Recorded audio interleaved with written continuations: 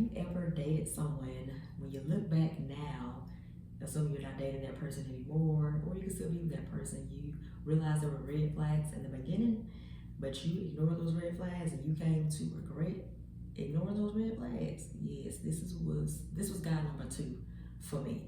So I met him one night in the bookstore, and he seemed a nice enough guy. I wasn't quite attracted to him.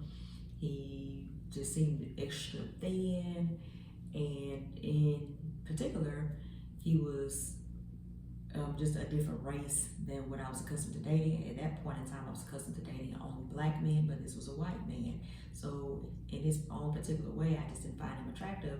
Though there have been other white men I've seen that I found attractive, but I didn't find this particular white man that attractive.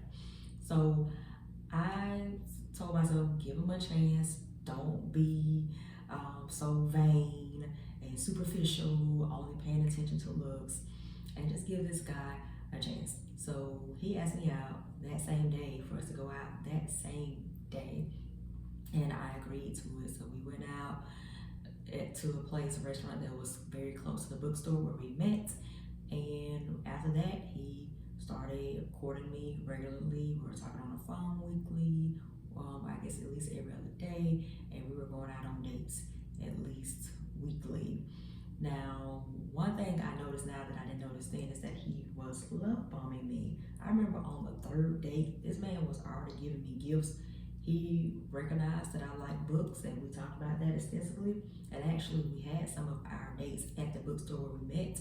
And on the third date, he bought me a book. And he heard that I like mystery novels, and so he brought me a mystery novel. And so, essentially I was being love bombed. He was doing some other little nice things here and there. I'm thinking to myself in retrospect, wow, this is very fast. At that time, I'm thinking, oh, that's so sweet. He really likes me. Oh my goodness, it's so amazing.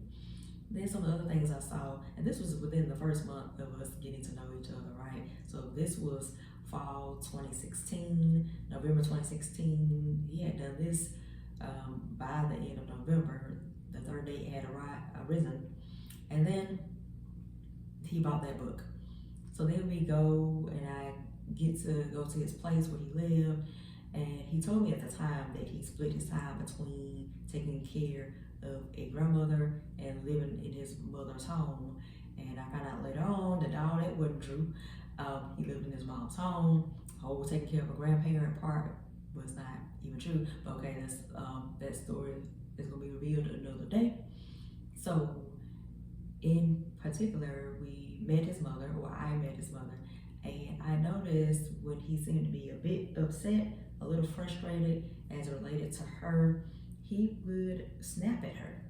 He would be a bit snappy, and I wasn't a big fan of it, but I didn't say anything, and I'm thinking, okay, maybe he's just particularly perturbed today. And so that may have not been in November, but that may have been in December of 2016. Then he graduates from nursing school. It was his first ever, well, no, it was not his first ever degree. He had, I think, a second or third associate's degree, but he would go later on to get a bachelor's in nursing. But he was graduating with an associate's in nursing, and I attended the graduation. And I remember we went out to eat after the fact, and he just bluntly asked me in this way that was very annoyed and perturbed, "What do you want from me?" And I thought to myself, what? I was very confused because I had never acted toward him in this greedy way, like handout type way, like, hey, you need to be doing X, Y, Z for me. Never acted that way toward him. And I remember telling him, I don't want anything from you. And just detecting his frustration or annoyance. And I just told him straight out, if you want us to go separate ways, we can do that. And I didn't want that because I still had a bit of that desperate energy in me, but I did make that statement. And so he told me, no, I don't want that to happen. So he didn't pull that number again. So fast forward until the next month, January, we had already been engaging.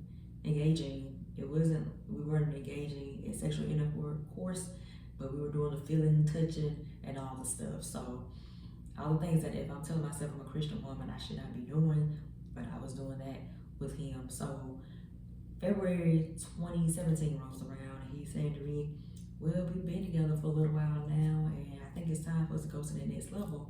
And I had already talked to him about my desire not to have sex until I was married, though I had already done it before, as you knew from the situation with guy number one in prior videos. But he was making that claim about, well, we've been together long enough now, so it should be okay. And so I wouldn't necessarily say he forced me to do anything, but in my spirit, I felt pressured. And I thought to myself, internally, deep down, well, if I don't do it, he may just leave and I won't have him anymore. So guess what I did? I had sex with him.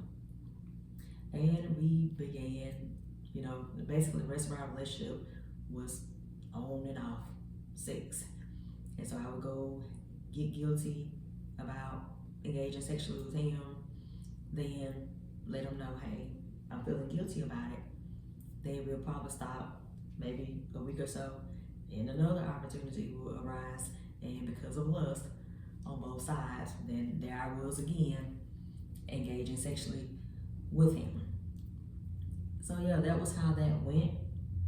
And it would lead to more trouble on down the road. Yeah, so stay tuned for that one. It's a doozy.